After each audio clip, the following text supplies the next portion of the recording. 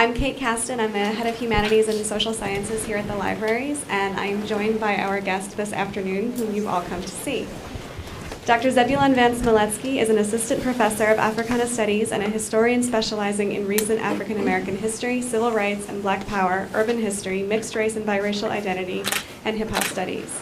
His research interests include African Americans in Boston, Northern freedom movements outside of the South, mixed race history in the U.S. in passing, and the Afro-Latin diaspora. He is the author of numerous articles, reviews, essays, and book chapters, and is currently working on a manuscript on the civil rights movement in Boston. His PhD is in African American Studies with a concentration in history from the University of Massachusetts at Amherst, 2008, and he will be sharing his thoughts with us this afternoon, followed by discussion. Thank you all for coming.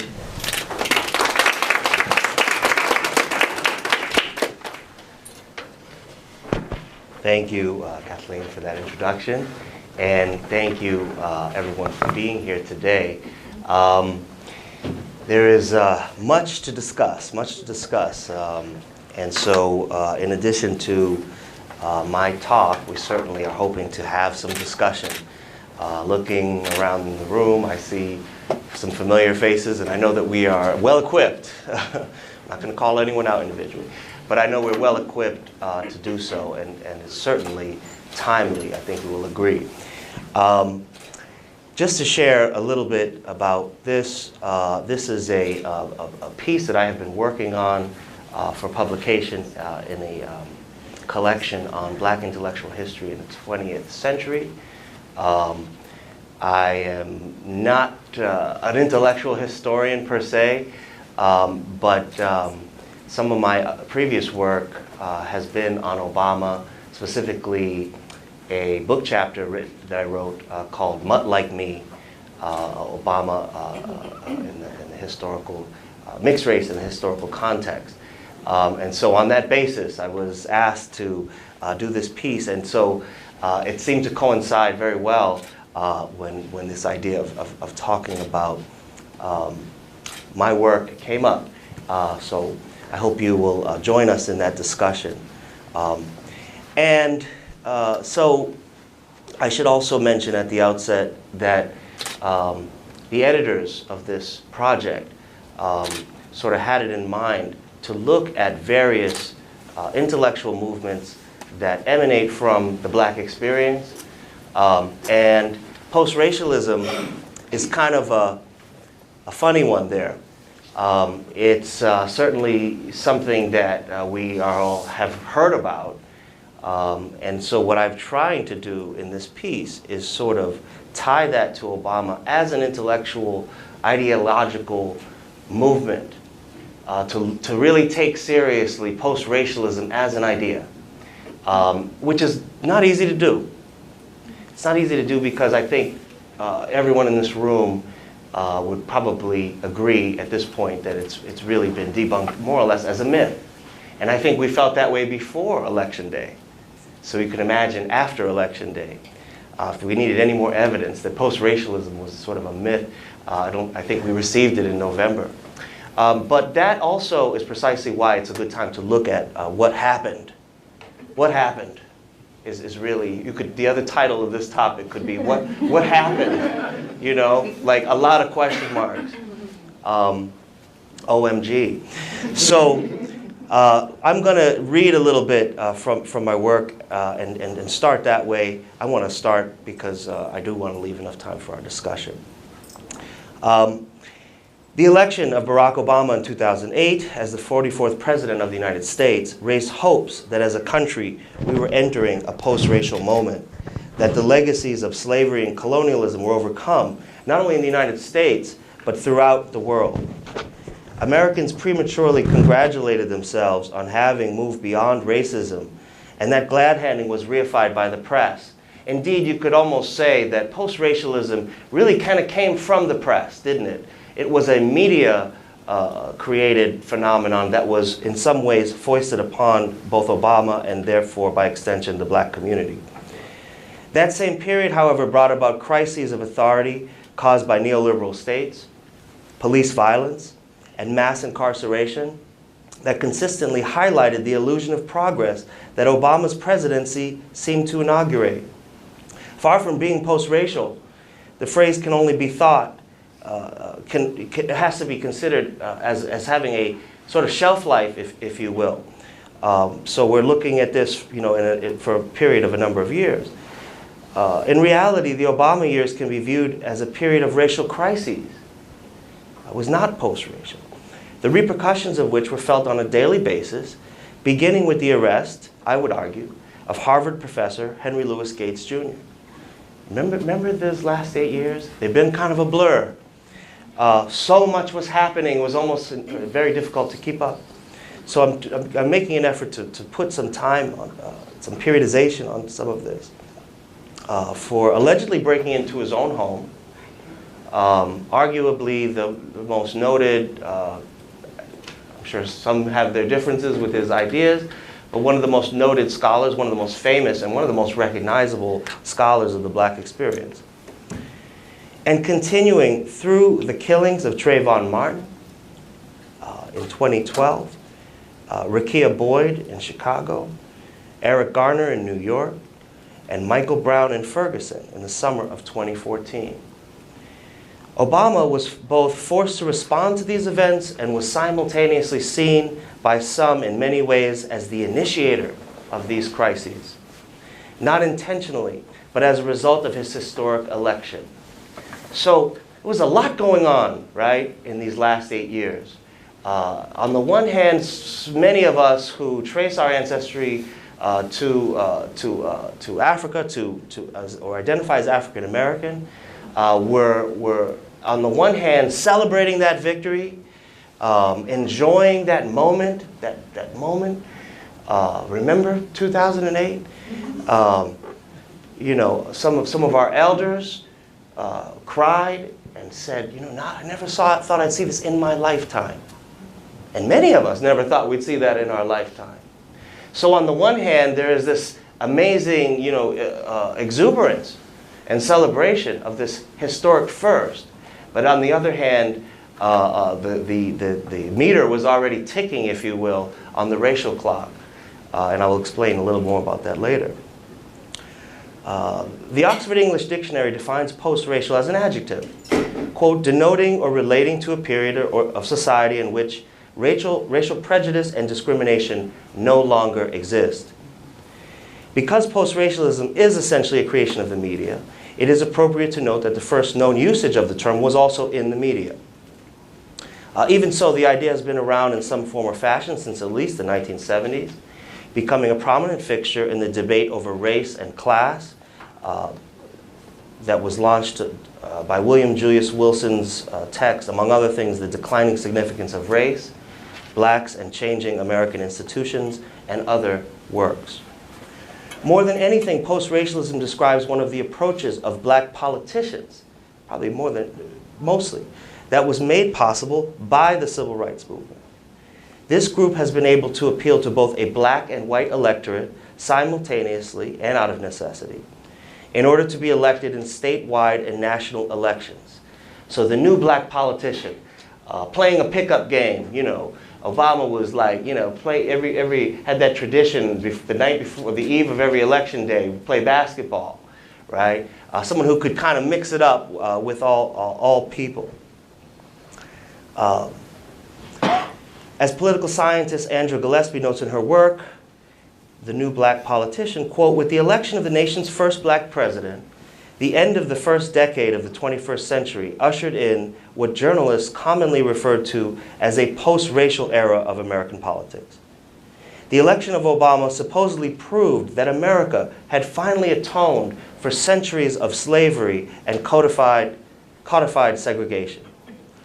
Black candidates now would be free to run as candidates, judged only by the soundness of their racially transcendent policy proposals and not by the color of their skin. Summing up the conventional wisdom on post-racialism among scholars, Gillespie further writes, to be sure, the idea of a post-racial body politic is a farcical idea to most people who study race and American politics.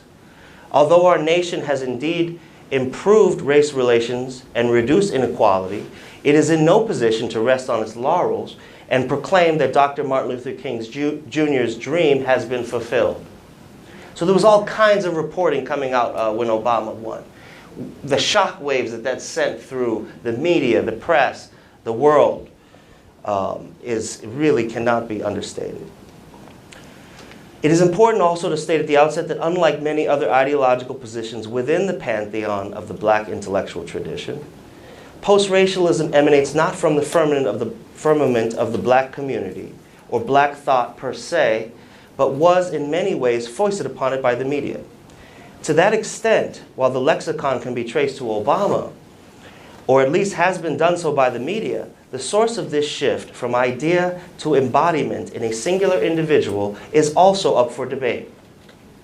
In so many ways, except where I've connected it in this piece to more muscular ideologies such as colorblind racism and multiracialism, while also examining its usage through the prisms of more sophisticated frameworks such as generational shifts. We have to consider the different generations after the civil rights movement, what they used to call the post-civil rights generation, Generation X, and even down to the millennial generation. If we consider it as an actual ideology, as I said, and really take it seriously as an idea, it is not inaccurate to say that the concept of post-racialism is a unique one indeed. The first of the most well-known ideological cousins, I'm going to go to this one, cousins of post-racialism is a theory known as colorblindness, or more specifically, colorblind racism, as defined by Eduardo Bonilla Silva. I don't know if anyone's familiar with his work, excellent sociologist, very well known. His book is called Racism Without Racists. And what he does in that book is essentially, he argues that colorblindness is a form of racism in and of itself. So to say, well, you know, I don't see color. Oh, hey, we've talk to me. We've all heard that one before, right? I don't see color. Now, mind you, I suspect, and I've always felt, that this is a well-intentioned expression. And I don't think, especially if, you know, non-black folks say such a thing, do they mean it in a racist way or in a dangerous way or anything like that. I think it comes from the right place. But he argues convincingly that that in and of itself is an outmoded perspective. So it's something for us all to think about. The second is the ideology emanating out of the mixed race movement, and that's what I've written a lot more about, known as multiracialism. Additionally, there are other related terms that also make post-racialism as an idea possible, as I said, including the set of strictures and imperatives captured by the term post-civil rights. His election was reported in so many different ways, and one of them was as he was representative of this post-civil rights generation, that is, standing on the shoulders of the accomplishments and the heroes of the civil rights movement. So Obama was so many things at one time. He was the president of the United States, but I think, and agree, let me know if we're off on this, I think on the part of African Americans, he was also seen as a leader in the tradition of King, Malcolm X, etc. Yes? Seen as one of those faces. So that's a lot at one time. There's a lot going on there. Okay. I would add to that the millennial generation factor is important here. We got some millennials in the room, to which Obama was a conquering hero. I mean, they really are responsible, just as responsible as any of the other constituent groups in terms of having elected him, right? Young people was another feature of that election. They are in some sense deeply attached to this seemingly new racial landscape, one which, because of their differing ideas about race, right? They grew up in a later period. They grew up in a time where they're actually savvy a little bit about even the colorblindness thing, right? And some of these new theories.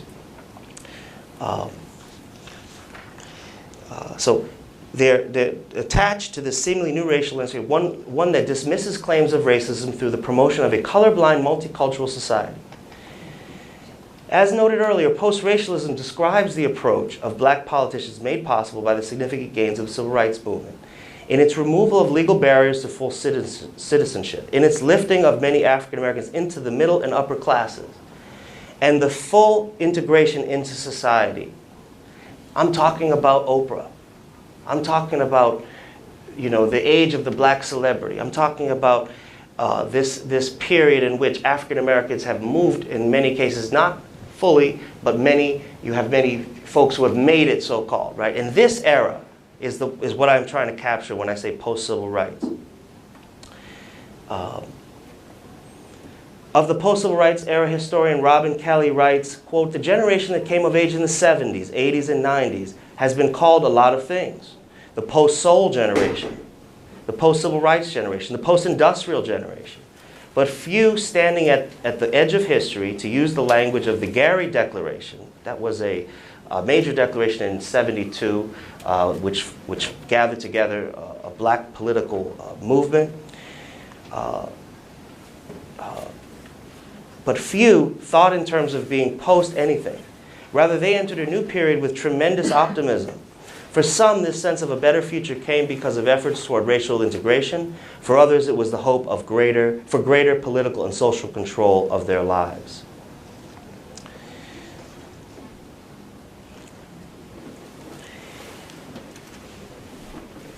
Indeed, the post-civil rights ideology and the ideology of colorblindness, also referred to as colorblind racism, as I said, are inextricably linked. In his other book, White Supremacy and Racism in the Post-Civil Rights Era, Bonilla Silva explicitly labels the post-civil rights ideology. He links these two ideas as colorblind racism, which he deems as a system of social arrangements that maintain white privilege at all levels. So, in my take on this and where I'm coming from, I'm examining how the election of Barack Obama moved America into a post-racial terrain, because even though it has largely been debunked as a myth, we would have to say that we are post-something, right? I don't know exactly, I hesitate to say exactly what that is, but we know we're post-something. You have other folks who are rising in the ranks, thinking of Cory Booker, thinking of other, Kamala Harris, some of the new rising politicians doing very much kind of out of the Obama playbook in some ways in this new age. I use the term post-racialism as part of a new popular discourse about racism that African Americans experience. However, I also argue that it is a phrase that should be rejected because it makes it nearly impossible for people of color, and African Americans more specifically, to advocate for state action to address racial inequality. At the same time, rather than attempt to debunk it as a myth, I am exploring the ways in which African American elected officials have capitalized on this concept to gain votes from whites in shifting political environments, such as the one that scholars such as G. Derek Musgrove have described. As he writes in his critical study on the harassment of black elected officials, quote, "In recent years, several scholars have proclaimed the achievement of a colorblind or post-racial state in light of the civil rights reforms of the mid-1960s and generational change. Proclamations that became louder and more insistent following the election of Barack Obama to the presidency in 2008. He argues that, as he says, "I argue that those very reforms created the political context for the white backlash and the Republican ascendance. And once in power, Republicans disproportionately investigated black elected officials in their pursuit of a party realignment." Now, that's something that's been happening at the local level. It's been happening at the state level for quite some time. I can think of examples in my hometown of folks who got caught doing X, Y, or Z, who were being monitored and were removed from office as a result. As such, I discuss the post-civil rights period not as a time of steadily receding racial inequalities and animosities, but as a new racial terrain on which historical actors continue to employ repression and the politics of race in their struggles for power. I'm also trying to distinguish post-racialism from what scholars such as Karanja Carroll and Fred Harris at Columbia have called, quote, post-racism. Indeed, the actuality of post-racialism can be said to have both beginning and ending points, starting with the electoral campaign of Obama and ending almost immediately upon his inauguration. As such, post-racialism was an idea with a limited saliency in American politics. So, as you can kind of see where I'm going with this, it's critical, this ideology was critical to some of these gains and some of these great moments that we have witnessed. But there was a price to pay for this. By reclaiming post-racial to mean something quite different from its more dangerous and myth-affirming cousins, post-racism, we explore that concept, as I said, and tie it to the larger mixed-race experience. Because, in a way, because Obama was also, among all the other things happening, was also biracial, is also biracial, right? And it also comes from a mixed-race background. That was used a lot in the campaign, especially in the first campaign, in the early days. In a sense, I'm saying that the nation experienced some of that as a whole, that biracial sort of duality. Therefore, it becomes instructive to analyze that particular lens and bring it to bear as well.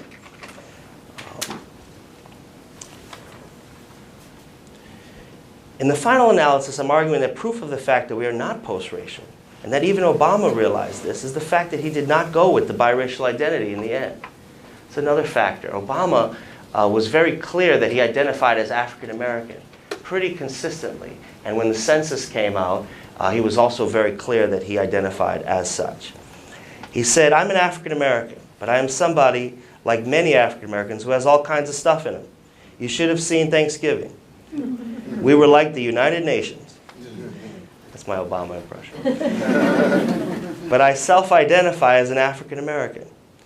That's how I am treated, and that's how I am viewed, and I'm proud of it." In addition to this, his youthful appearance, ability to relate to all people, much of Obama's overall appeal from certain segments of the population stems from his image as a post-racial politician. And many people sort of have made this observation. There's a lot more material out there than one might think on this. One gentleman, Ron Walters, who has passed away, a political scientist at the University of Maryland, said, "A lot of black people aren't ready to get beyond race," in terms of speaking about this from the African American perspective, because race puts them in the situation they're in. But many whites want to get beyond the past, right? They want to support a black person who doesn't raise the past and in fact gives them absolution from the past. And remember, in those early days, Obama did that quite well. One person who's sort of on the conservative side of this, Shelby Steele, penned a defense of post-racialism the day after the election, writing, "For the first time in human history, a largely white nation has elected a black man to be its paramount leader. Does his victory mean that America is now officially beyond racism? Does it finally complete the work of the civil rights movement so that racism is at last dismissible as an explanation of black difficulty? Can the good Reverends Jackson and Sharpton now safely retire to the seashore?" She wishes. "Will the Obama victory dispel the twin stigmas that have tormented black and white Americans for so long? That blacks are inherently inferior and whites inherently racist. Doesn't a black in the Oval Office put the lie to both black inferiority and white racism? Doesn't it imply a post-racial America? And shouldn't those of us, white and black, who did not vote for Mr. Obama, take pride in what his victory says about our culture, even as we mourn our political loss?" So, that's one piece of this. Oops. Go back to this one. The other piece, again, as I said, is connecting this with the multiracialism debate. There is a lot of great work on mixed race and multiracialism done by sociologists and mixed race scholars. Because Obama was biracial, again, and he's the first black president, but he's also the first biracial president. He was the first of many things. If Obama had not been the offspring of an interracial marriage, of a white mother and black father, specifically African and an immigrant, would the media even have proposed the concept of post-racialism? In other words, are we post-racial because Obama was mixed himself? In other words, as a multiracial individual that's sort of foretold biracial person that's going to be the bridge and bring everyone together, because there are people who sort of saw that future, including Frederick Douglass and some others, Charles Chestnut. Would we be post-racial if Obama had simply just been, you know, regular African American, right? If both of his parents had identified as such. At this moment, post-racialism was not simply limited to being a black politician in the highest office in the nation, but reflected a whole host and set of racial expectations and norms. At the same time, post-racialism still is an important lens. It is also a viable political lens through which to examine this new era of black intellectual thought in the 21st century. The other aspect of post-racialism is rooted in the changing demographics of the American population. That is to say, this so-called mixed race boom, or this mixed race phenomenon of mixed race offspring and so on and so forth. There was a change in the census in 2000, was the first year you could choose more than one race on the census. That is almost entirely brought to you by the multiracial movement that you've probably never heard of. But there was this, you know, there is still this mixed race movement. What they originally wanted, as some may recall, was they wanted an M on the census for multiracial, a multiracial category. People thought that was outrageous until they went back and realized that from about 1850 to 1920, we did have an M on the census for mulatto. So there is some precedence there. This has led to another myth of post-racialism, that the increase of interracial marriages are somehow emblematic of a change in racial attitudes in the United States. We've heard over and over again that there has been this mixed-race baby boom, specifically since the Loving decision of 1967. There's a great movie out about that. And that the rise in those who identify as multiracial has somewhat brought us to a point where race does not matter. This too is false. While it is true that there are more interracial marriages than ever before, we have to, as usual, look behind the numbers. A closer look at the ethnic makeup of these marriages reveal that fewer of these are black-white marriages than one might think. While nearly 1 in 7 marriages in 2008 was so-called interracial or interethnic, according to a report released by the Pew Research Center in 2010 that notes more than double the intermarriage rates of the 1980s and 6 times the intermarriage rates of the 1960s, white-black couples made up only 11% of total interracial marriages. So all those interracial marriages we're hearing about, only 11% are black-white unions. According, again, to that same report, white-Hispanic couplings accounted for the greatest proportion of those intermarriages at 41%. White-Hispanic. Some 22% of black male newlyweds in 2008 married outside of their race. I'll read that again. Some 22% of black male newlyweds in 2008 married outside of their race, compared with just 9% of black female newlyweds. So that means black men tend to marry outside of the race more often than black women. Among Asians, the pattern is opposite. Black men and Asian women have the highest rates of intermarriage, while Asian men and black women have the lowest. Could you say that last statistic? I'd be glad to. Black men and Asian women have the highest rates of intermarriage. Black men, Asian women. While Asian men and black women have the lowest. While many point to the Loving v. Virginia decision of 1967 as the cause of the increase in interracial marriage, indeed it's actually the loosening of immigration laws in 1965 that was also passed, which did much more to increase the rates of intermarriage. So it's really the immigration law of 65 which made possible the higher numbers for non-white groups such as Hispanics and Asian, and the Pew study makes that clear, with much less growth in black-white intermarriage.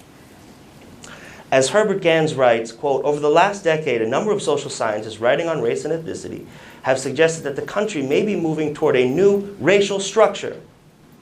If current trends persist, today's multiracial hierarchy could be replaced by what I think of as a dual or bimodal one consisting of non-black and black population categories, with a third residual category for the groups that do not or do not yet fit into the basic dualism.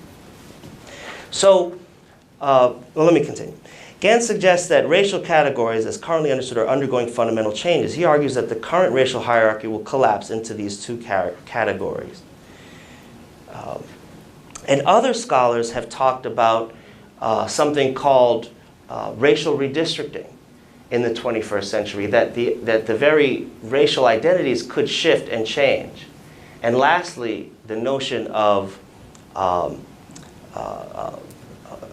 honorary whiteness.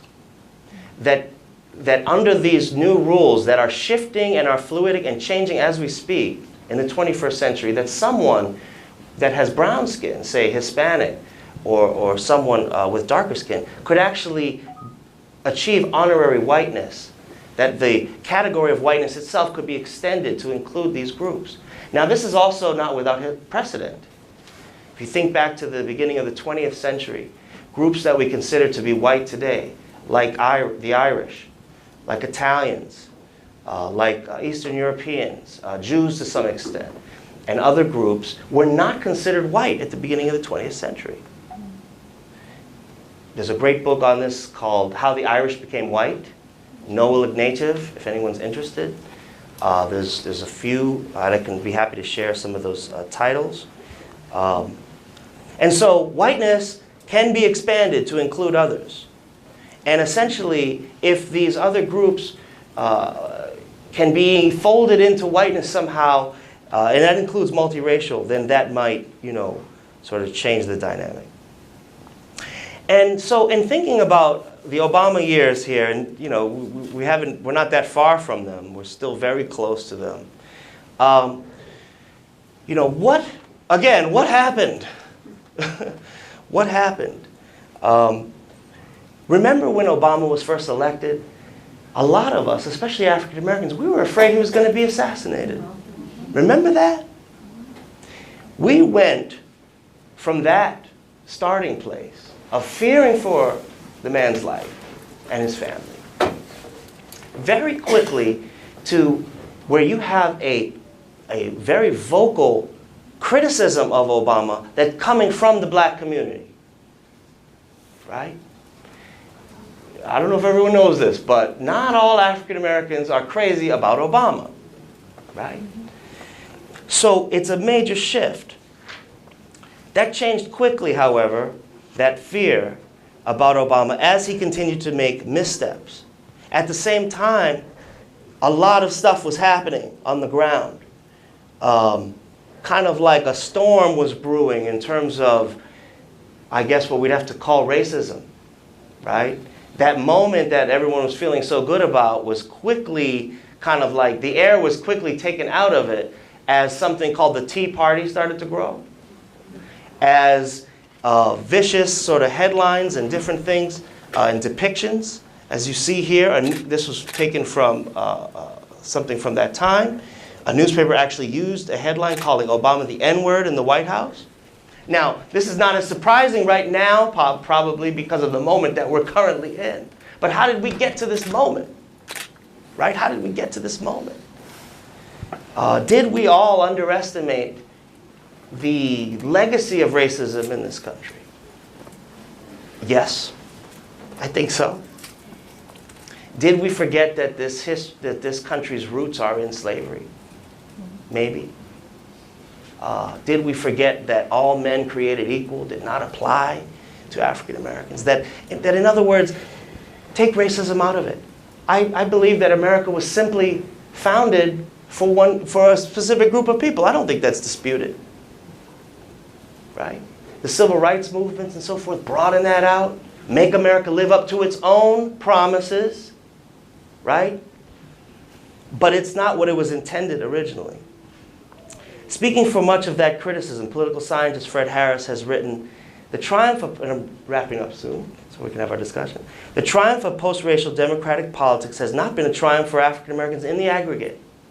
It has failed to arrest the growing chasm of income and wealth inequality, to improve prospects for social and economic mobility, to halt the resegregation of public schools and narrow the black-white achievement gap, and to prevent the Supreme Court from eroding the last vestiges of affirmative action.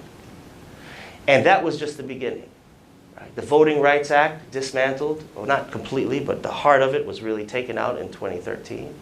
Not even to mention the daily reminders that black lives did not matter, right? With arrests and killings. We have just all lived through somewhat of a racial nightmare, right? And are still living in it yet. While many white Americans were outraged with the new legislation, such as the Affordable Care Act, which we now know is also Obamacare, please tell the Trump supporters that, black Americans were reminded that the first black president still had to confront issues of race, both large and small. So there was sharp criticism of Obama from many quarters within the black community. And I'm not going to go on and on about that, but in my piece, I talk quite a bit about this because I think that it needs to be dealt with. There were, there's a lot of people who were a little shocked, that an African American scholar or intellectual could actually find fault with Obama. I've had that moment, when I'm hearing about, that criticism, and felt like, but he's the first. We got to support him, right? So I would say that a lot of black folk have been in that. We've been pulled. Then you hear about the drones. Then you hear about some of the other problems. And you say, well, yeah, okay. For many, Obama as the first black president had not done enough for black Americans. They felt that he could have done more. Perhaps the loudest and most vocal critic was Professor Cornel West, who once called Obama, among other things, a Republican in blackface. And that's probably like one of the least harsh things that he said about Obama. While others were not as vociferous or personal in their criticism, I believe it would be correct to say that there was a vigorous, lively, and spirited black critique of Obama. Among intellectuals, dissent seems to fall into two major camps. The first, in which scholars were self-reflective of their deep appreciation for the realization of the first black presidency. That is to say, I am a scholar, and I see some major problems here, but as a black person, I celebrate this moment. Remarking on how their hearts stirred at the meaning of a black man in the highest office of the land. But there were those, however, who had deep disagreements with Obama's policies, his usage of drones, his neoliberal tendencies, his somewhat boilerplate neoliberal agenda. And a case can be made vis-a-vis the Gates arrest, Shirley Sherrod firing, and remember that? Out of the gate, Obama's thing on race was not good. He started off, I think, and we now know that in the beginning they were planning to be the president for all people. We're not going to focus on racial issues, and they really stumbled there and lost momentum. I don't think they ever quite got back. The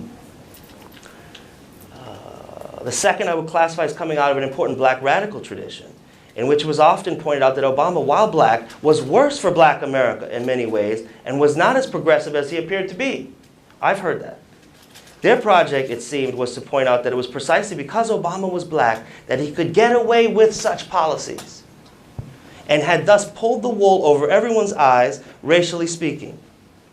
It was their role to call out Obama on every turn with a vitriolic political tone that at times may have seemed to verge more on personal hatred than unbiased criticism. Now, it was later found out that Cornel West was supposed to be invited to the inauguration, and his mother was supposed to be invited, and the tickets kind of got lost. And so once I heard that story, I sort of was like, wait a minute, brother, like, I don't know if that's a valid reason to critique Obama so harshly. But this is all deeply personal, isn't it? So in many ways, both camps had valid points. Obama turned out to be much more centrist, much more neoliberal in his policies than one might have thought.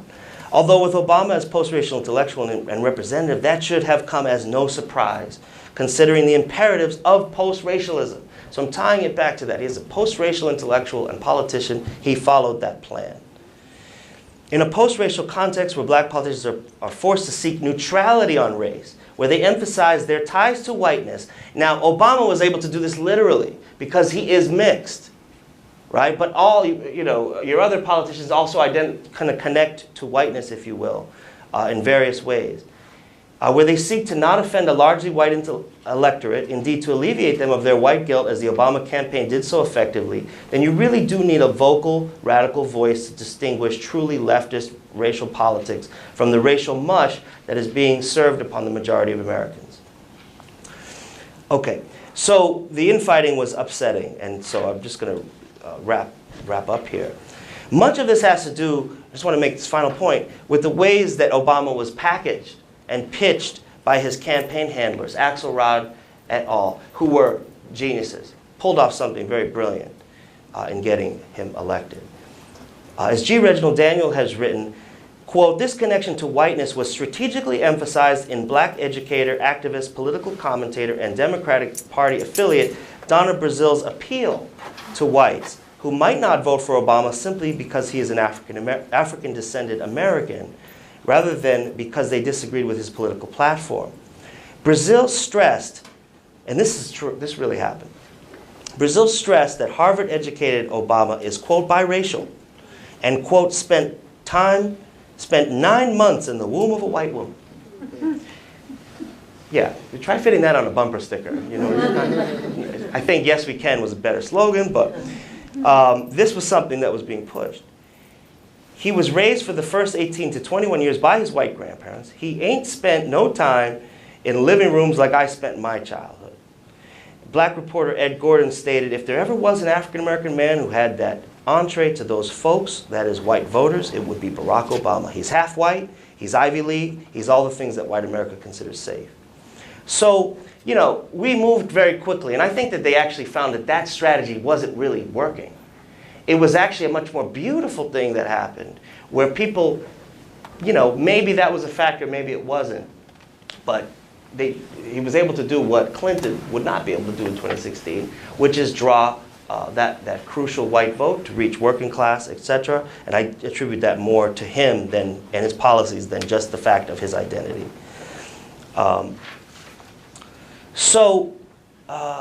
In conclusion, what I'm calling the new American dilemma, that is our present day moment. In the book American Dilemma, written by Gunnar Myrdal in 1944,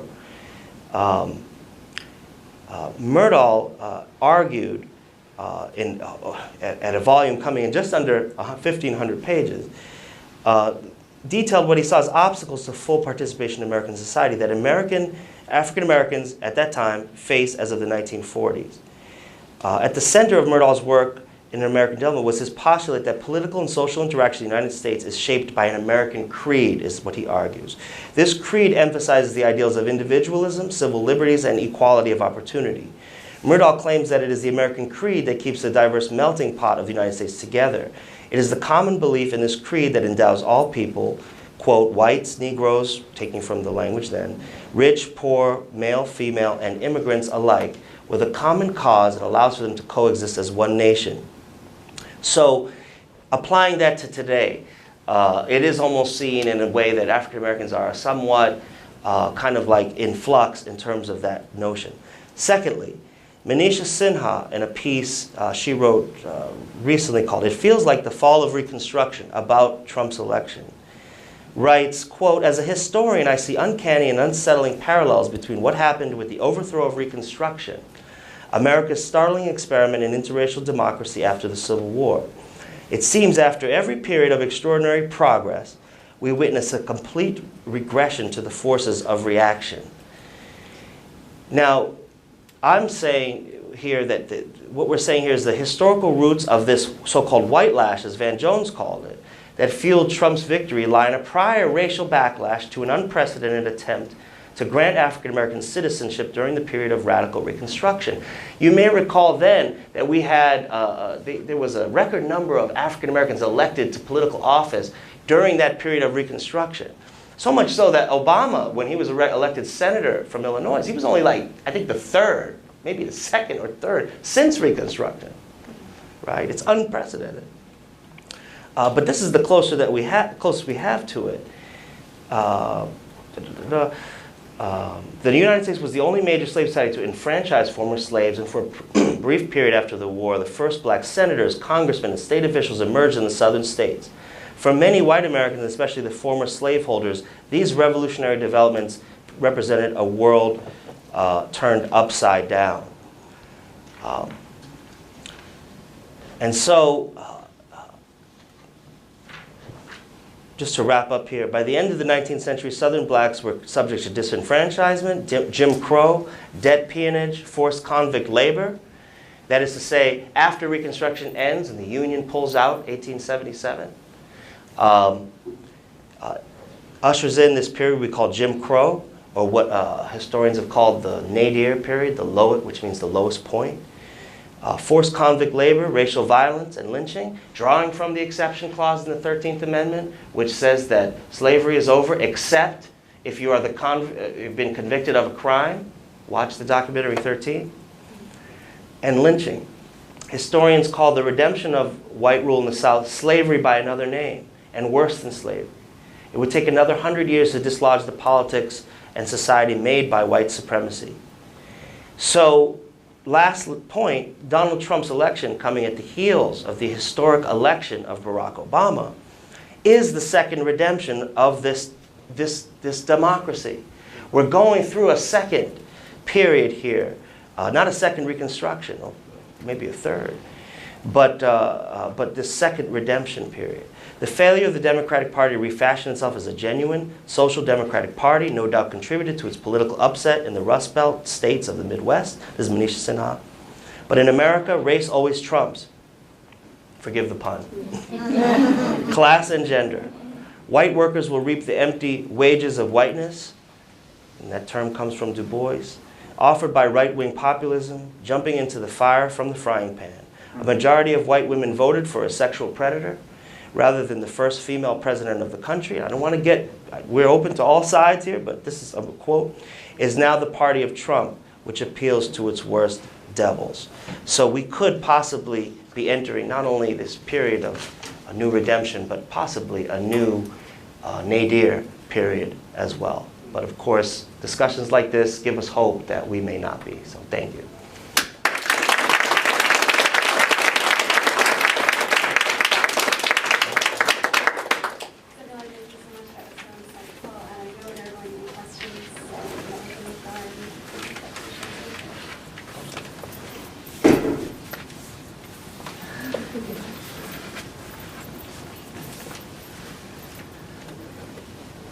Yes, Dr. Cash.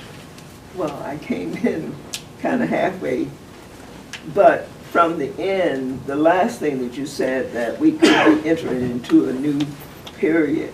And I wonder if we are dependent, or if those persons who voted for Donald Trump saw the difference and they are hoping for that a new period will be ushered in, and it will be unlike the Obama era. Yeah.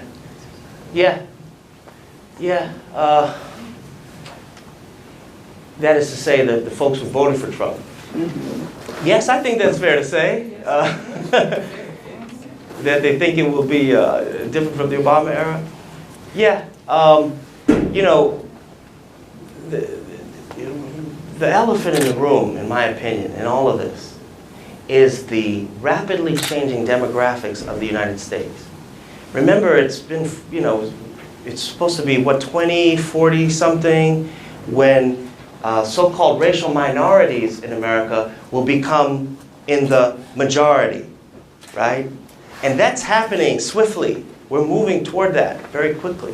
And I really think that that fear about, I mean, among other things, I'm not discounting the issues, the Rust Belt, the factories, the jobs. I think a lot of people just voted in a pragmatic sense in their pocketbook, if you will. I really do believe that. Not to mention the problems with the Clinton campaign, but I think that fear about whiteness, you know, becoming something that is diminished in this country, with Obama as the visible symbol every day of that future, is what pushed this thing over the edge. You know, we're paying for Obama in a way right now, right? We did it. It happened in our lifetimes. We celebrated. America was improved, I think. You know, Affordable Care Act all of a sudden is being seen as for what it was. It's, so many millions of people will lose their health care. It's taken away. But I think that fear is what's driving this. And that's not that surprising, right? If it's right what we said, that America was founded as a white country, right, which it was, then it makes sense. And if you look at, and I hate doing this, but if you can stomach it and listen to some of the alt-right and some of the other folks and what they're saying, that is basically what they're saying. I mean, that's what they're saying. They're looking at this as an ethnic group. We're going to push very hard for our rights, no matter the cost, right? And we can do it. We can get away with it. And it's been happening, right, for a little while. I don't know if there's any other questions, but I thought I would just show you. I mean, this is what we had to deal with and live with, you know, during the Obama years. And a lot of us, I know I did, I just didn't deal with it. But it was happening, right? Do you remember any of these images?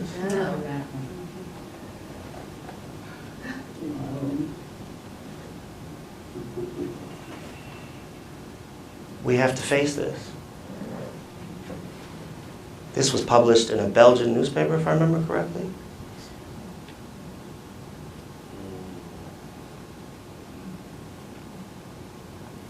I heard this presentation of the last conference that we had here recently in the Humanities Center.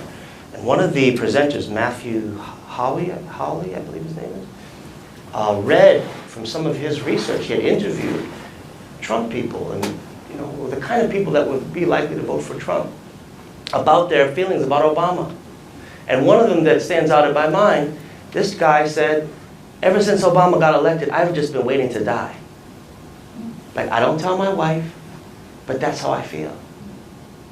You know, part of what's just happened in this recent cycle, one thing the media is sort of right about, in my opinion, is the fact that a lot of us were living in a bubble.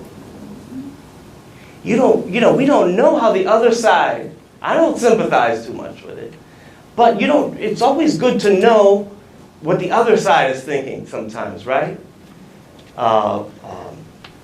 And this was building up. This didn't come out of nowhere. This has been building up over the last 8 years, of course. The outrage, the gall to elect a black man to the highest office, people couldn't deal with it.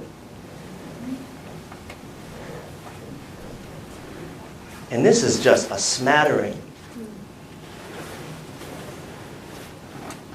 I started noticing it on summer vacations.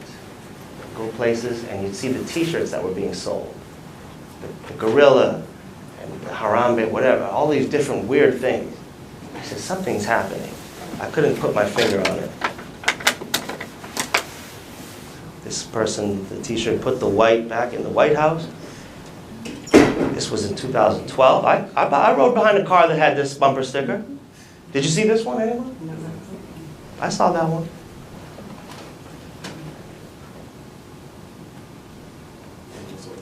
Remember this one?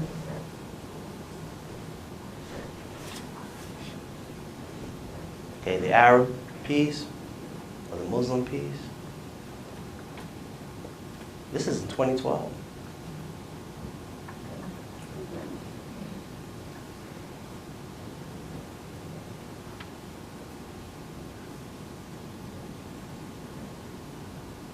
I don't know if everyone can see that part at the bottom.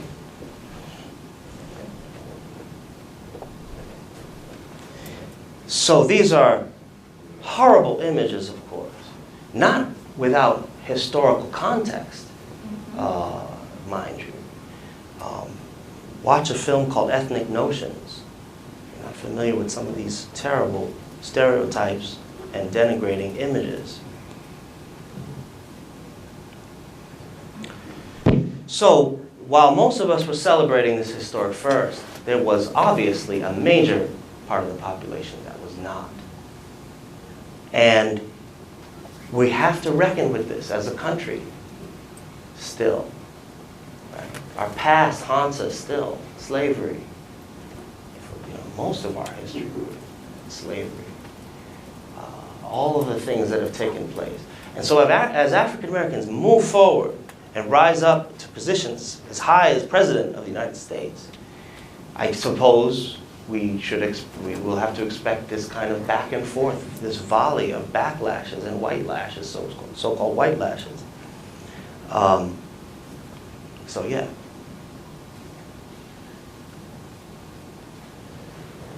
I know.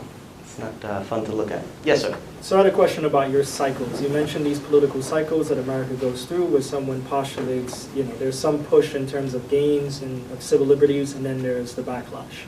What do you think we can do moving forward in this new cycle that we're in to minimize this dark period or to potentially utilize this dark period to prepare moving forward?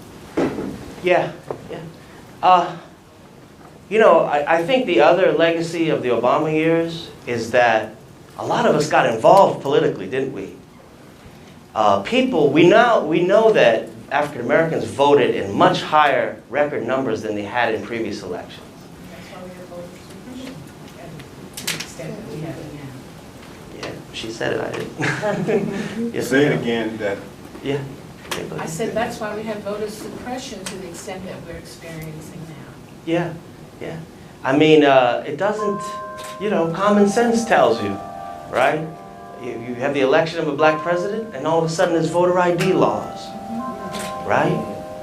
I mean, it's impossible. There's no connection there, right? Much like the grandfather clauses, much like the literacy test. They are 21st century versions of the same old thing. And I think they simply reasoned this worked for us before, and we'll put it to use again. And it resonates in our consciousness because of America's past.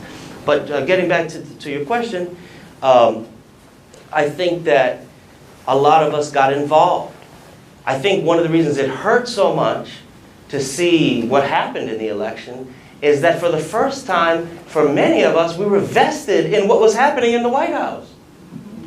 Before that, I don't know about you, but I mean, the Bush years, I kind of tuned out. Like there was all this stuff happening, but I was like, I can't deal with that.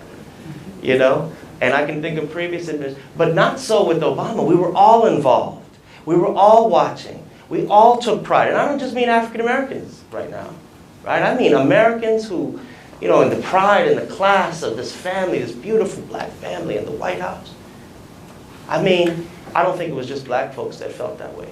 But my point is that that was obviously a special time. And what's happening in the White House now, I don't think as many people feel connected to it. I think it's a nice way to say what's happening in the White House now. In fact, people reject it. But what you see is a resistance. There is a mass resistance taking place. It's not just African Americans, right? Who you would think, considering the fact that the day after Trump's election, the KKK announces they're going to have a victory parade. Right? That happened. It's not just black folks resisting that. It's people across all racial and ethnic identities. I'm sure there's a lot of these people in this room right now. And I've been gone to meetings, and I'm sure some of you have. You look at the mass marches. So to answer your question, in this next cycle, it's not just about racial politics or black agenda politics specifically, although obviously that is very important. But it's connecting with this mass resistance right now that's taking place. And look, it is having an effect, isn't it? The lawsuit, the immigration ban, etc. So it can work. As usual, love trumps hate. And that's what we need. And that's what I'm seeing in this resistance. Thank the Creator. Okay? So that's it.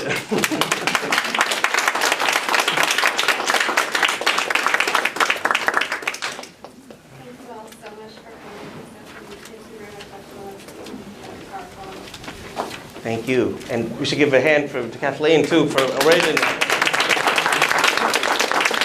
And thank you to the library and to everyone that made this possible. Thank you so much.